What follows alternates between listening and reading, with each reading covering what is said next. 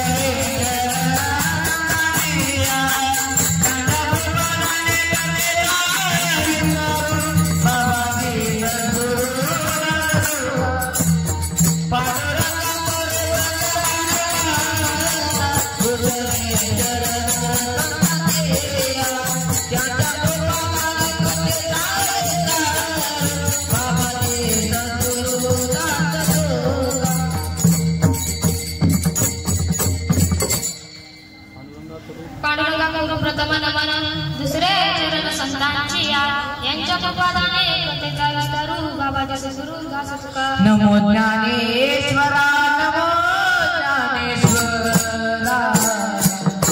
नमो ज्ञानेश्वरा नमो ज्ञानेश्वरा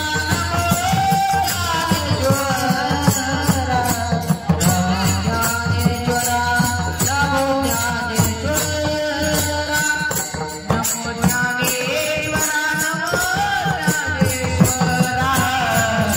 नमो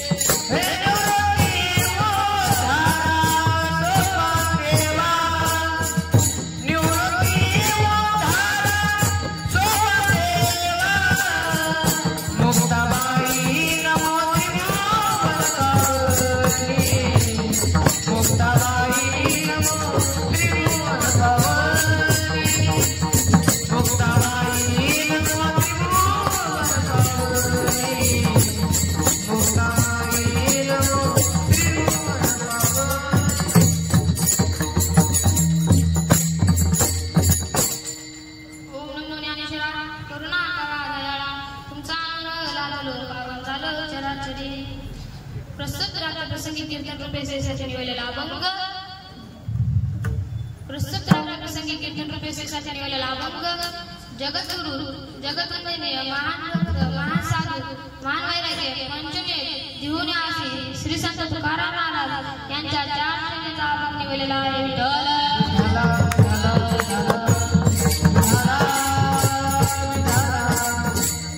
कीर्तनाला सुरुवात करण्याआधी थोडासा पर्याय देण्याचा कारण म्हणजे असा की आज नाथब्रह्म आध्यात्मिक वारकरी शिक्षण संस्थेमध्ये कीर्तन रूपा माझी निवडली आहे. माझी परभाग्य समजतो. एकादशी निमित्त माझी कीर्तन बनवायला माझी परभाग्य समजतो. आता अशी खूप चांगली चाल होती म्हणजे राम महाराज चिखली आणि त्यांना त्यांना साथ देणारे अक्षय महाराज जाधव आणि पप्पा जाधव ते म्हणजे ओंकार महाराज पोटे आणि त्यांना साथ देणारे कृष्ण महाराज शिंदे व माझे गुरुवार भगवत महाराज फुके यांच्या सर्वांच्या मस्तक माझा पायावरी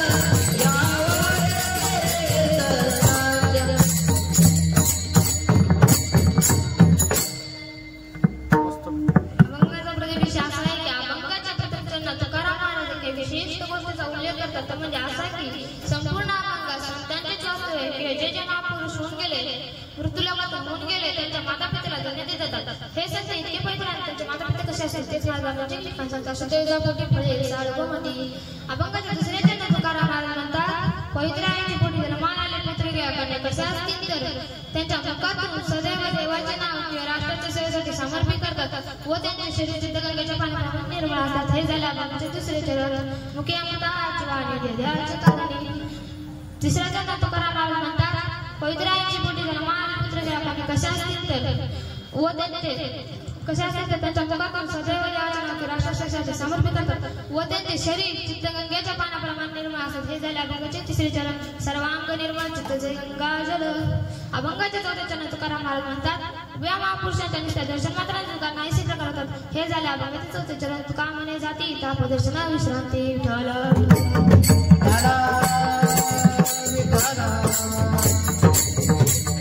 अभंगाचा सरळ सरळ अर्थ झालेला आहे. ते बसल्यापैकी ज्यांना ज्यांना वाटत झोपून घ्या त्यांना बिंदासपणे झोपून घ्या. आपण जरी झोपलं तर मी आहेच तुम्हाला विठवायला. विठ्ठल जीवसृष्टीमध्ये शुद्धतेला फार महत्व आहे. संसारातील शुद्धतेला फार महत्व आहे. मनुष्याचे मन शुद्ध पाहिजे. करून या शुद्ध मनाला करुणी या शुद्ध मन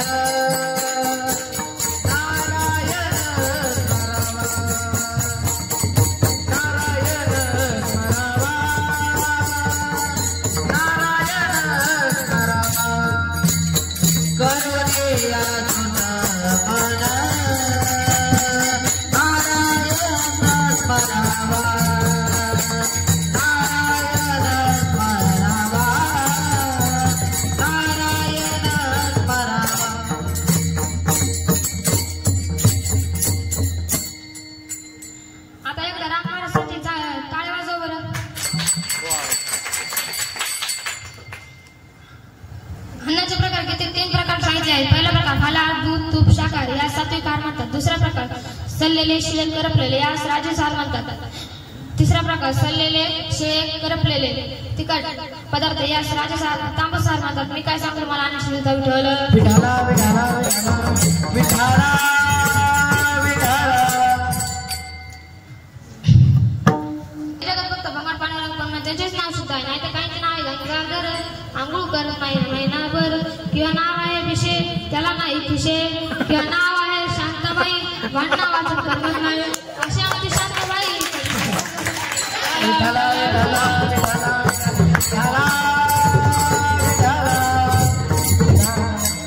रवाच्या सुनेचा दान केल्यानं असते. इथे बसल्यापैकी ज्यांना ज्यांना वाटायचं दान केलं पाहिजे त्यांनी सरळ सरळ आपण दान केलं पाहिजे. नाही तर काही रेखा आपल्याकडे जुगार नाटकामध्ये लाखो रुपये खर्च करतात पण देवाच्या ठिकाणी 1 रुपया देत नाही. मी तुम्हाला एक वचन सांगते आणि विठ्ठलचे भजन करा.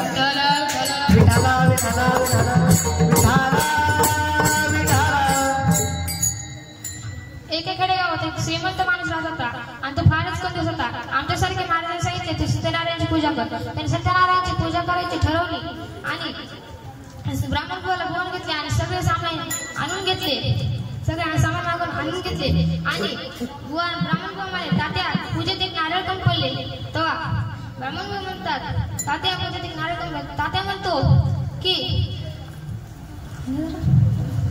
माहिती मध्ये उगाच चुक्या करतात बोललं न विलाजाने भाजीच्या दुकानात जातो आणि म्हणतो की तुला नारळ तर तो म्हणतो 20 रुपयाला. तात्या म्हणतो काही कमी नाही का. तो म्हणतो तुम्हाला कमी पाहिजे असेल तर तुम्हाला बीडला जायला. तात्या म्हणून मी बीडला जाईल पण तुला 20 रुपये देणार नाही. तात्या इष्ट पण बीडला आल्याच्या नंतर म्हणतो कितीला नारळ तर तो म्हणतो 18 रुपयाला. तात्या म्हणतो काही कमी नाही का. तो म्हणतो कमी पाहिजे असेल तर तुम्हाला आळंदीला जाईल. तात्या म्हणतो मी आळंदीला जाईल पण तुला 20 रुपये देणार नाही. तात्या इष्ट म्हणून आळंदीला आला.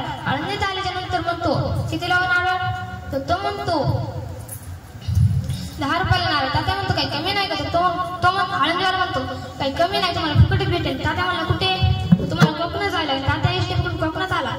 कोकणात आल्याच्या नंतर आता कोकणात कितके मोठे झाड ते चढतोय का झाड सगळे नारळ काढतो आणि खाली उतरतो. तेव्हा त्याला एक मोठा नारळ मोठा नारळ दिसतो तर त्या नारळासाठी वर चढतो आणि तसंच त्या नारळाला लटकतो. तुम्हाला का आम्हाला काय एवढंच काढलं का नारळ का तुटणार नाही का विठ्ठल असे की कधी नारळ तुटत नाही विठ्ठल.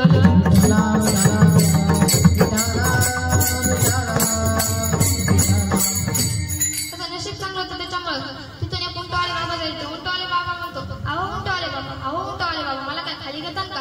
तो म्हणतो तुम्हाला काय देता किती रुपये द्यायची. तो म्हणतो मी तुम्हाला 5 पैशामध्ये अडकलेला आहे. तो म्हणतो नाही जमणार. तो म्हणतो नका जाऊ पण मी 5,000 रुपये देतो. तो नाही आपला उंट लावतो खाली आणि चढतो उंटावर. उंट काय गाडी का ब्रेक गाडी चांगली ब्रेक सल्ली की निघाली नाही. तो निघाला आपल्या रस्त्याला. दोघं एका फांडीला रडले आणि नेमकंच ते जंगली लोक होते. वाघ पाणी प्यायला यायचा आणि ज्या त्या मंदिर होते तिथे जागोबा बसले होते. खाली गेलो तर वाघोबा, वरी गेलो तर नागोबा, मनात गेलो तर वाघोबा.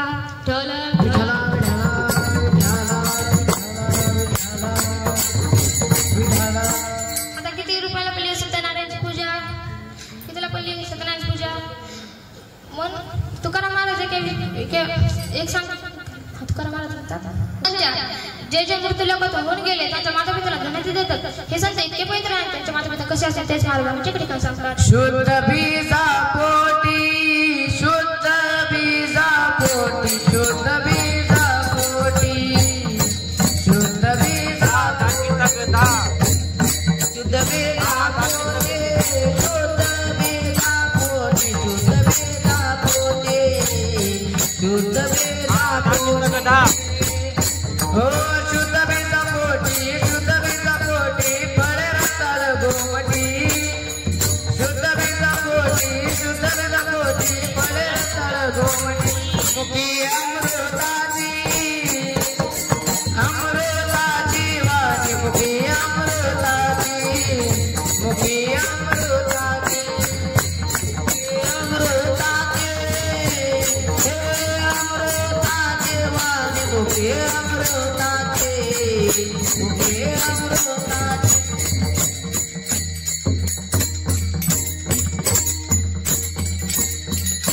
आईवडिलांचे भरपूर प्रकार आहेत. पहिला प्रकार आई वडील वाईट मुले वाईट. आई वडील चांगले मुले वाईट. आई वडील वाईट मुले चांगले. आई वडील चांगले मुले वाईट. आता चौथा प्रकार आई वडीलही चांगले आणि मुलेही चांगले. मी तुम्हाला एक दृष्टांत सांगतो. उन्हाळ्याचे दिवस झाले होते. एक मुलगा आंबे तोडू लागला. तेवढ्यात त्याला लांबूनच एक शेतकरी बघतो आणि म्हणतो अरे चल तुझ्या बापाकडे येतो. तो 3दा ऐकून घेतो. तिसऱ्या वेळेस म्हणतो अरे जास्त कटकट करू नको. मी ज्या फांदीवर आहे ना त्याच्या वरच्या फांदीवर माझा बापच आहे. बाप जैसा बेटा कुंभार जैसा लोटा खान जैसी माती माँ जैसी बेटी. मी तुम्हाला अजून एक दृष्टांत सांगतो. त्या आधी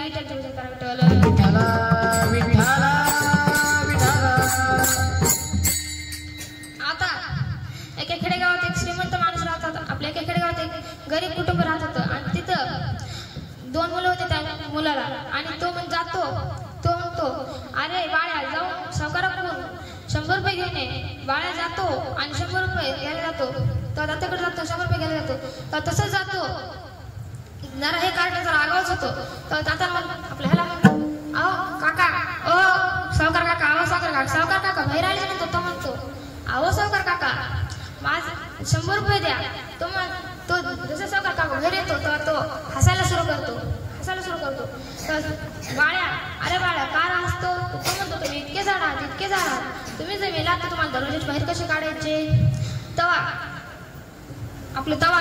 सावकार काकाला एवढा राग येतो त्याच्यात एक कानाखाली टाकतात आणि त्याला आतल्या खोलीत कोण टाकतात आता जरा अर्धा तास झाला 2 तास झाला 10 तास झाले आणि दुसऱ्याचा मुलगा नाही त्याच्यामुळे आपल्या दुसऱ्या मुलाला पाठ येतो आणि दुसऱ्या बाळाचं नाव होतं चिंटू जरा थोडं हे काटा गौस होतो तो जातो आणि म्हणतो अहो सावकार काका सावकार काका महिलांनी म्हणतो हे हसा लागतो म्हणजे काय रे चिंटा हसतास तो म्हणतो मी तुम्हाला नंतर सांगेन ते आधी सांगा माझा भाऊ तुम्हाला 100 रुपये मागायला आलता तो कुठे आणि 100 रुपये द्या तो म्हणतो तुझा भाऊ म्हणतो की तुम्ही जर मेलात तर तुम्हाला दरवाजाच्या बाहेर कसे काढायचे तर असे ते सोपे आहे की तुमचे बारीक तुकडे करायचे आणि तुम्हाला बाहेर काढायचे आता अर्धा तास ह्याच्या 2 कानाखाली टाकतात आणि त्याला दरवाजाच्या बाहेर काढतात आणि अर्धा तास झाला 2 तास झाला आणि हे कार्ड कसे नाही आले म्हणून आपला स्वतः बापच जातो आणि बाप जाऊन म्हणतो अहो सावकार का जसंच बाहेर येतो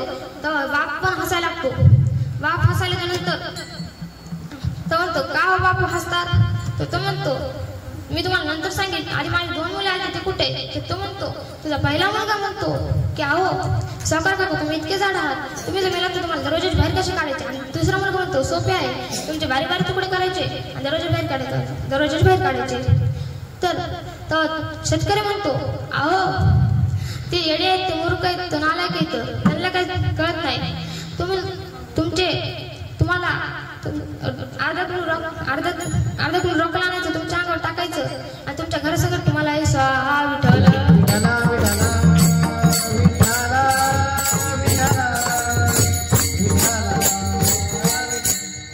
मी तुम्हाला अजून एक दृष्टांत सांगतो एक वारकरी बाबा होता आणि तो दररोज उठायचा दररोज देवपूजा करायचा आणि त्याचाच मुलगा रोज सकाळी उठायचा आणि इट्टी दांडी खेळायला द्यायचा दररोज खेळायला द्यायचा असे लय दिवस झाले तेव्हा वारकर बाबाला राग येतो आणि त्याला आतल्या खोलीत कोंडून टाकतात आणि त्याला इकडे आपण सुरू करतो लाकडाची विटी लाकडाचा दांडू उंगडदार बंडू आता आता हेच कार्ट हळूहळू मोठं झालं आणि हे कार्टाचे काय करावं त्याचे लग्न करायचे ठरवले लग्न केल्याच्या नंतर काही दिवसानं वारकर बाबा म्हणतात अरे चिंट्या मला वारीला जायचं आहे तू का सत्यनारायणची पूजा करशील का आपलं सत्यनारायणची म्हणजे आपलं देवपूजा करशील का आठवड्यावर तो म्हणतो करा ठीक आहे तुम्ही हिंदीने म्हणे जा तेव्हा दुसरा दिवस होतो त्याची आई बळ त्याला उठवती ते उठतो सगळे देव बाटलीत भरतो आणि आपल्या गावच्या हिरीत उडी मारतो त्याच्या बाटली संगत आणि बाटलीतले सगळे देव आणतो जेवढे चांगले आपले वरदेर असते तेवढे वरदेरले आणले आणि सगळे देव घरात मांडले तेव्हा त्याची आई येते आणि म्हणते की अरे चिंट्या देवपूजा केलीस का तो म्हणतो हा देवपूजा केली आई तर तो म्हणतो की बाकीचे देव कुठे आहेत आणि देवाला गंकाला आले तर हे म्हणतो की आई आता बाकीच्या देवाने गावच्या आता हिरीत आत्महत्या केली त्याच्यामुळे ह्या देवांना गुण लावायचं नाही आठवड्याभरांना सुद्धा पाळायला आहे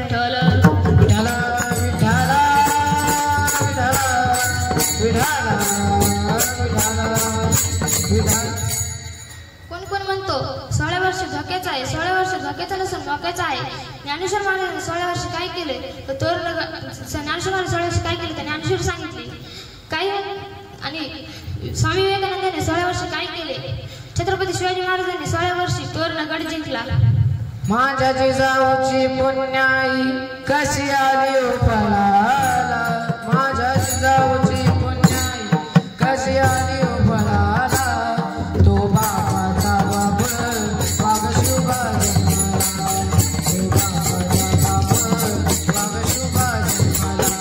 माझ्या जिजाऊची पुण्याई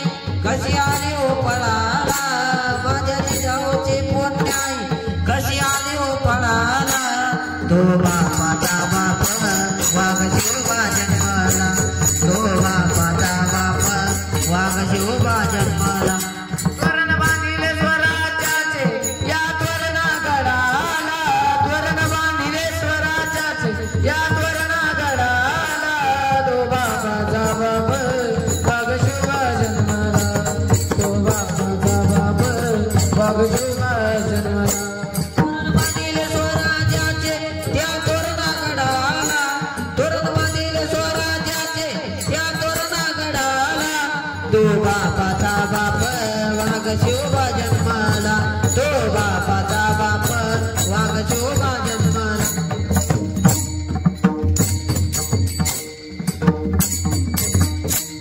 मी तुम्हाला एक दृष्टांत सांगतो.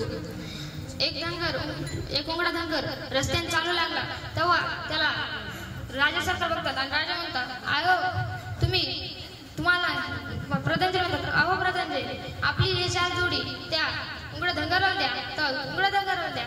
तर प्रधानजी म्हणाले अहो राजे आपली चार जोडी यांचा उपयोग काय. तर तो म्हणतो तुम्ही द्या सांगितलेले काम करावे सेवक कसे.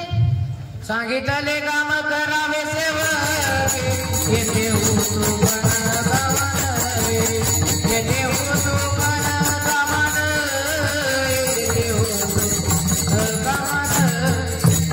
सांगितले काम करावे सेवक येथे होतो पण कामान येथे होतो पण कामान येथे होतो पण कामान.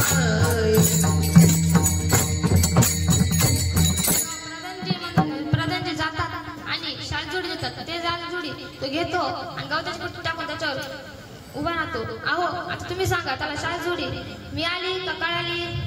काय बघतात माझ्याकडे आपली अवस्था ही झालेली आहे. मी तुम्हाला अजून एक गोष्ट सांगतो. एका राजाचे पोट दुखायचे तेव्हा तो राजा आपले सगळे वैद्यांना बोलावून सांगितले. वैद्य आले तेव्हा एक वैद्य म्हणतो अहो राजा सरकार आपल्याला जिवंत कावळा पाहिजे. तेव्हा शिपाई निघाले राजे आणि पहिल्यांदा जातात सगळीकडे जातात आणि तेव्हा एक शेतकरी आपलं एक आंधळा हिरीत टाळी वाजवायचा तेव्हा त्याच्या हातात सहजरीने कावळा सापडतो. कावळा सापडल्यानंतर तेव्हा शेतकरी आपले हे सरकार आणि म्हणतात अरे आंधळा तुला कावळा आम्हाला द्यायची का. तर तो म्हणतो की किती रुपयाला. तो म्हणतो माझा कावळा का पटाटला का. तो म्हणला 5 रुपयाला द्यायची का. तो म्हणतो 5 रुपयाला नाही जमणार. तो म्हणतो 5,000 रुपयाला द्यायची का. तो म्हणतो नाही जमणार. तो म्हणतो 5 लाख रुपयाला द्यायची का. तर तो म्हणतो नाही जमणार. तो म्हणतो 5 लाखाला द्यायची का. तर तो म्हणतो हा जमणार. तर सहजरीने तो असा हात करतो तेव्हा तो कावळा आपल्या हातातून निसटतो आणि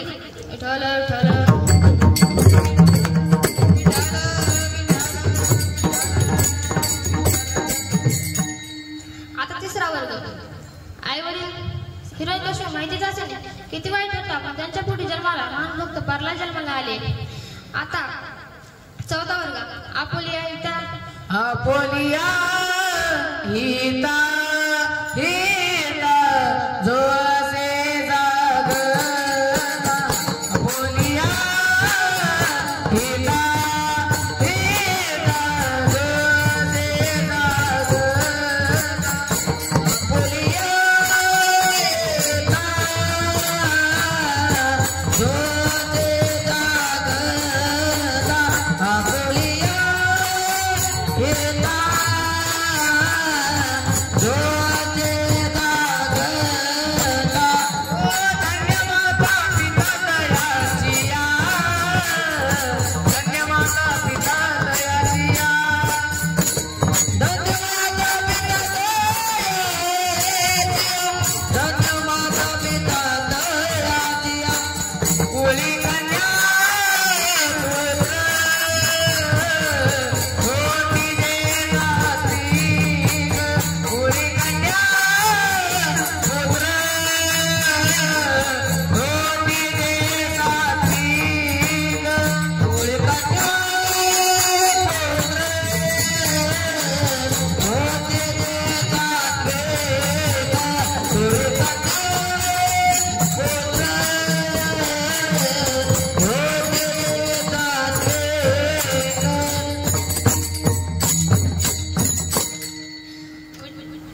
विठ्ठलपंतांनी जेव्हा संन्यास घेतला तेव्हा रुक्माईने स्वर्णपिंपाला 1.25 लाख प्रदक्षिणा मारल्या. त्याचा परिणाम त्यांच्या पोटी 4 देव जन्माला. 3 देव जय तीन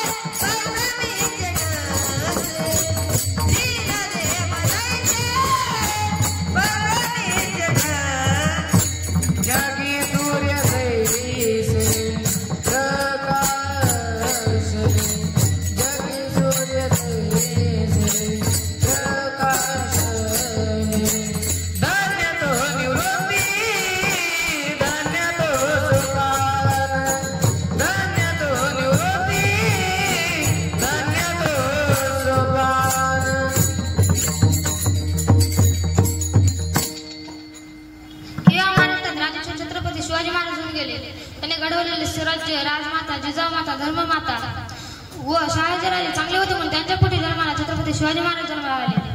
आणि छत्रपती शिवाजी महाराज चांगले होते त्यांच्या पोटी जन्माला संभाजी राजे जन्माला आले. अरे आठवतो प्रसंग माझ्या राजसंकट झालेला ते 20 केले मुघलांच्या स्वाधीतून आपले करून घेतलेले. नजरकैद शिवाजी महाराज नजरकैद ठेवण्यात आले. त्या टायमाला संभाजी इकडे तिकडे दरवाजा तिकडे करायला ते तेव्हा औरंगजेब म्हणतो अरे राजे आप तो अच्छी तरह से विद्या खेलना जानते हो तो फिर खेलते की नहीं. तो म्हणतो की राजा खोळतो आणि म्हणतो अरे औरंग्या तुझ्या दरबारात असा एकही मलविद्या नाही जो मला हरवू शकेल. हे झाले अभंगाचे दुसरे चरण. मुखे अमृताची वाणी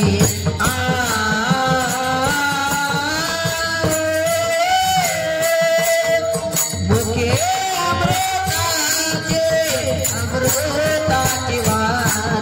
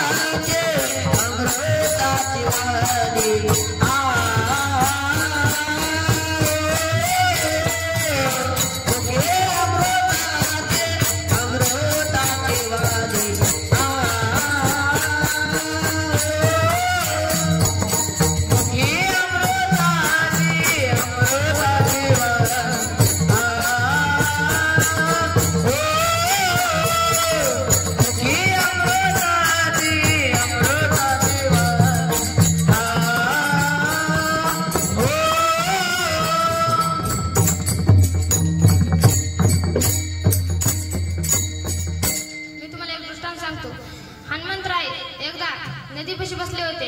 एका दगडावर राम न्यायचे आणि एका दगडावर रावण न्यायचे. तेव्हा सगळे दगड पाण्यात टाकायचे आणि राम नावा दगड वर टाकायचे. हे सगळे प्रभुचंद्रने बघितले आणि जसेच हनुमंतराय जाते तसेच रामचंद्र प्रभू सगळे राम न्यायले आणि टाकायला लागले. तेव्हा सगळे पाण्यात डुबले. पहिला डुबला, दुसरा डुबला. तर माणसाला कसं एखाद्या माणसाचं गाडीवर पडलं की त्याला आत्मा आपलं किती लागले ते बघत नाही, तर गाडी उचलायचं बघतो आणि कोणी बघितले का हे बघते. तसंच रामचंद्राने इकडे बघितले तेव्हा माग हात जोडून हनुमंतराय उभा होते. तेव्हाच रामचंद्र म्हणतात कवा आलो तुम्ही हनुमंतराय. तेव्हा तो म्हणतो मी पहिल्याच दगडाला आलो. तेव्हा म्हणतो तेव्हा रामचंद्र आईस्क्रीम सारखे थंडेगार झाले. मी तुम्हाला एक अजून एक गोष्ट सांगतो. मी एकदा कीर्तनाला गेल्याच्या नंतर तिथे कीर्तन झालं. कधी लहान मुलाच्या महाराज कधी नादाला लागू नका. एक लहान मुलगा येतो माझ्याजवळ येतो आणि मग मी त्याला विचारलं, एक प्रश्न विचारला, तू उभा राहा आणि हे सांग म्हणलो. तर तो डबल येतो आणि महाराज माझ्या पायाला पडतो. पाया पडायचं नाटक करतो. माझ्या धोत्राला शेंबूड लावून जातो. धोत्राला शेंबूड लावून जातो. विठाला विठाला विठाला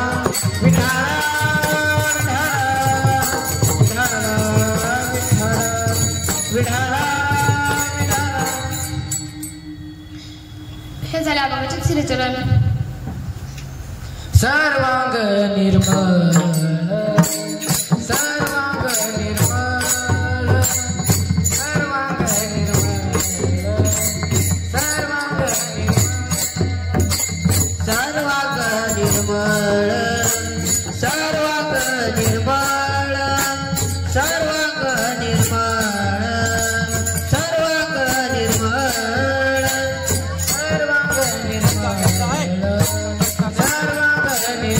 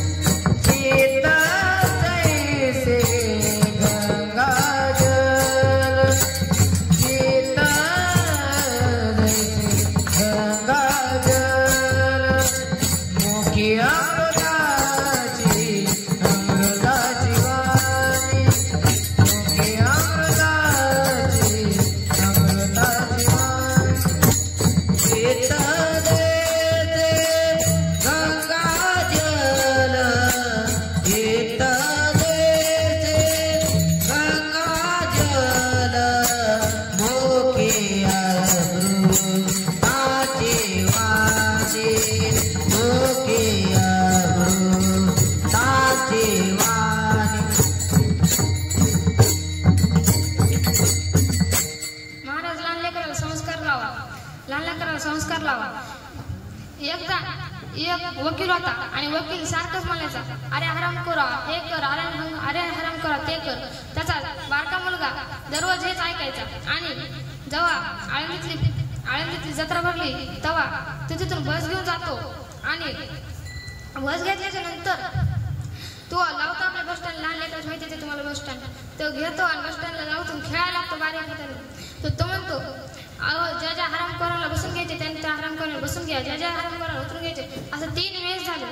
तेव्हा तिसऱ्या वेळेस त्याचा बाप येतो आणि त्याला असा मारतो. त्याची बस पुण्याला आणि ते आळंदीला.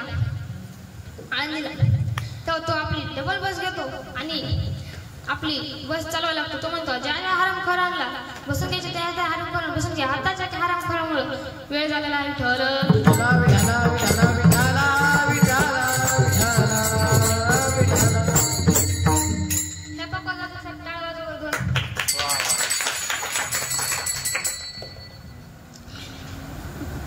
मी तुम्हाला अजून एक गोष्ट सांगतो. मी एकदा कीर्तनाला गेलो. त्या टायमाला एक लहान मुलगा झाला. कीर्तन झाल्याच्या नंतर मी गेलो बाहेर. आता लंडन मधली माणसं माहिती तुम्हाला.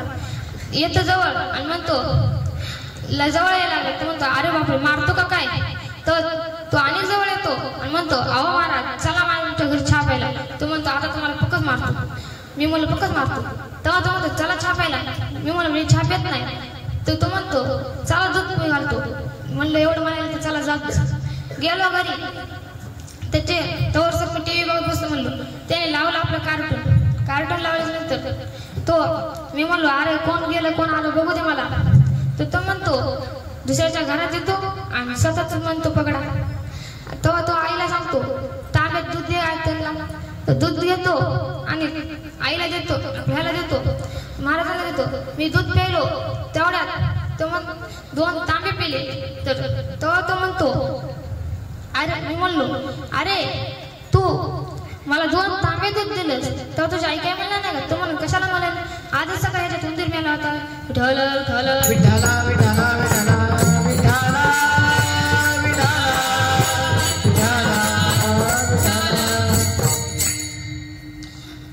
एक इंग्लिश बाई होती, एक मराठी बाई होती.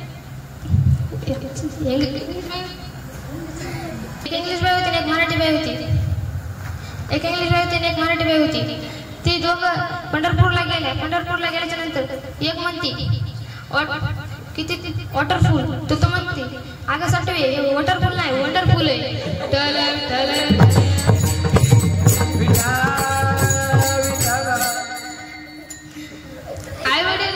आई वडील जर चांगले असतील तर मुलं चांगलेच येणार. अहो महाराज तुम्ही दुसरं काही करा किंवा न करा, पण आई माताची आईची सेवा करा.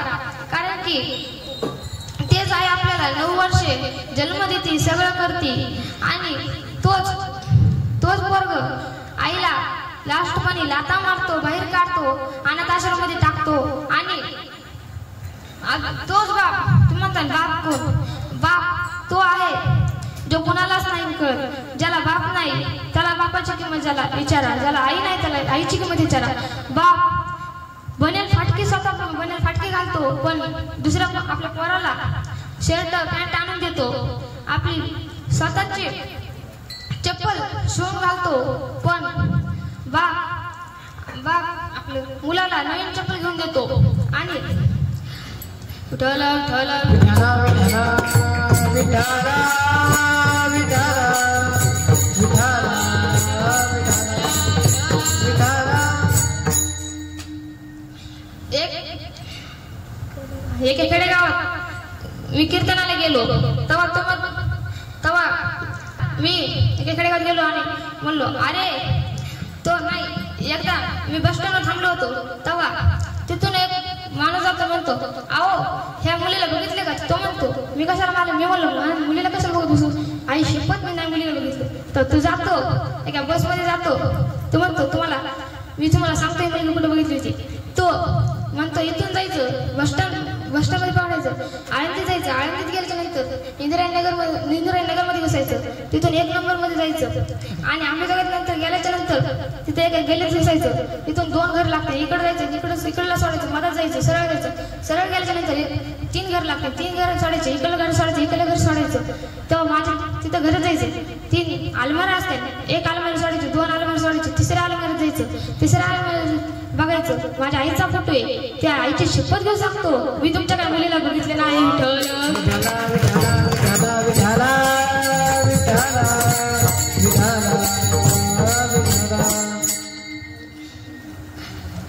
मी जाता जाता एवढंच सांगेन, आई वडिलांची सेवा करा, गोमाताची सेवा करा, आई माताची सेवा करा, गोमाताची सेवा करा. मी तुम्हाला अजून एक गोष्ट सांगतो.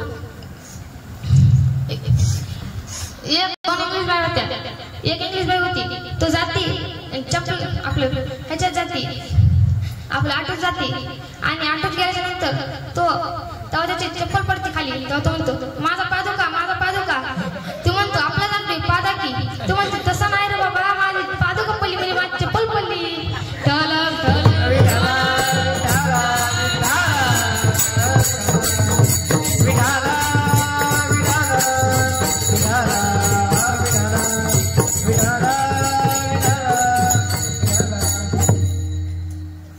मी जाता जाता एवढंच सांगेन, गोमाताची सेवा करा आणि वारकरी संप्रदायाने विठ्ठल रुक्माईचे भजन करा.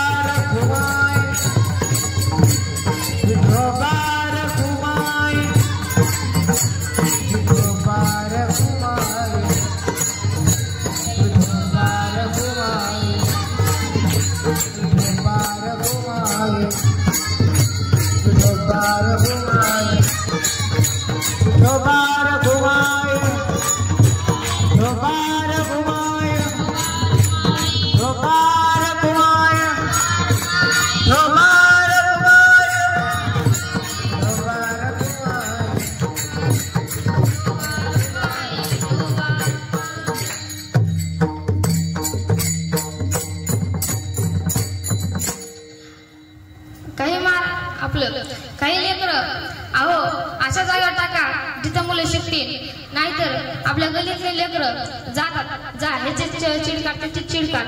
आणि संस्थेतली मुलं बघा हे कर ते कर त्यांचं काम मागत असतो. अहो एका मुलाची आई लहानपणीच वारते, तेव्हा आपलं दुसरं लग्न त्याच्या बापाने आईची माय म्हणून त्यांनी दुसरं लग्न करायचे ठरवले. दुसरं लग्न केलं आणि नंतर दुसरी त्याचे झाले. आता इथून पासूनच अत्याचार सुरू. आपल्या त्याला रोज खिचडी द्यायची नाही की रोज शिळी भाकर खाऊ घालायची दररोज. नंतर शाळेत एकदा काय झालं, तो शाळेत गेल्याच्या नंतर तो बघतो काय शाळेत त्याच्याकडे न्यूज तर रांग त्याच्या खिचडी संपती. तर तो जातो घरी जातो, आई अगं आई मला भूक लागली का, मला काय खायला द्यायची का. तर तो म्हणते बाळा मी तुला चांगलं खायला दे. आई म्हणाली पण माझं एक काम करावं लागेल. तर तो म्हणतो आई की दुकानाला जायचं असेल, हे करायचं असेल, ते करायचं असेल. आई तू फक्त मी सांग, मी लगेच करणार. माझ्या त्या एवढ्या साडीची इस्त्री कर. तो इस्त्री करायला तेवढ्यात तर त्याचा मित्र येतो आणि म्हणतो, अरे इकडे ये रे. तो जातो आणि अभ्यास विचारतो आणि नंतर तो आल्या त्याच्या त्याच्या आई पैसे जातो किचन रूम मध्ये. त्याची आई येते, त्याला एवढं मारते, त्याच्या पाठीवरून इस्त्र्या लावती आणि नंतर त्याचा बाप घरी येतो आणि नंतर तो रडू लागला. तो डोळे पुसतो आणि त्याच्या बापापाशी जातो. बापाला म्हणतो, अरे बापापाशी जातो बापापाशी जातो आणि तो म्हणतो, अरे बाळा इकडे रे. त्याला वाटलं आता बाप पण मला हाणणार. तेव्हा बापापाशी जातो. बाप म्हणतो, अरे तुला आताची आई आवडती का ती जन्म दिलेली आई आवडती? तर तो म्हणतो, माझी मला आताची आई आवडती, कारण की आता पहिली आई मला शिळा भाकर द्यायची, आताची आई मला ताज्या भाकर देते. आताची आई मला मारत नाही, पहिली आई मला ती खोटारडी आई होती, आताची आई चांगली आई आहे. का रे बाळा असं का म्हणतोस? तर कारण की ज्याला आई नाही ना त्याला आईची किंमत विचारा. हो महाराज, ज्याला बाप नाही त्याला बापाची किंमत विचारा. मी तुम्हाला एक दृष्टांत अजून एक सांगतो.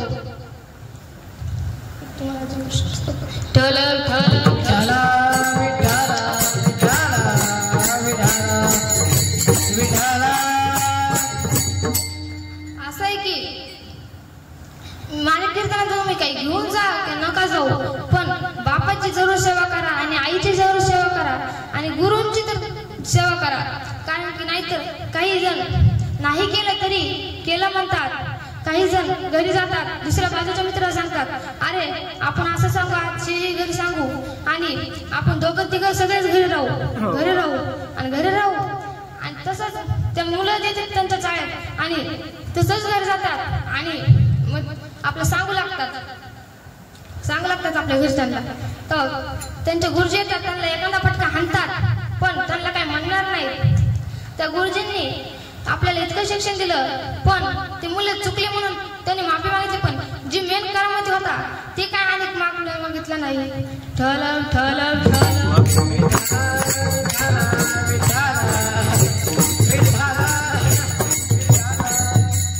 पण सांगणार दुसरंच असते, नाव येते तिसऱ्यावरच. कारण की म्हणते ती दोन मांजरीची भांडणं असली की मदतच कुत्र घागर घेऊन जाते. तसंच असं असतं, ज्यांचं नाव सांगायचे ते नाही, मदतच दुसरा मार खातं तिसरं वाचून जातं. मी जाता महाराज, मी टाइम जाता संपलेला आहे. जाता आई वडिलांची सेवा करा किंवा बापाची सेवा, गौमाताची सेवा करा, गुरूंची सेवा करा. नाही तर म्हणतात आता मी दिवाळी उन्हाळ्यासाठी गेलो की सांगतो, आता महाराजांचं नाव मला हाणलंय, आता लय झालंय, आता बस झालंय महाराजांचं, आता बस झालंय महाराजांचं, आता जातोच मी पुढल्या वर्षी दुसऱ्या संस्थेत. अहो दुसऱ्या संस्थेत जाऊन तुम्ही काय करता? तिथे जाऊन गोटा खेळणार का? तिथे तुम्हाला गोट्या शिकवतील का ते महाराज? अहो आमच्या संस्थेत बघा, जिथं नाही तिथं सुविधा आहे, पाण्याची सुविधा, जेवायची सुविधा, सगळी सुविधा आहे. पण काही माणसं असे असतात, असून नाही म्हणलेले असतात. विठ्ठल विठ्ठल विठ्ठल विठ्ठल विठ्ठल विठ्ठल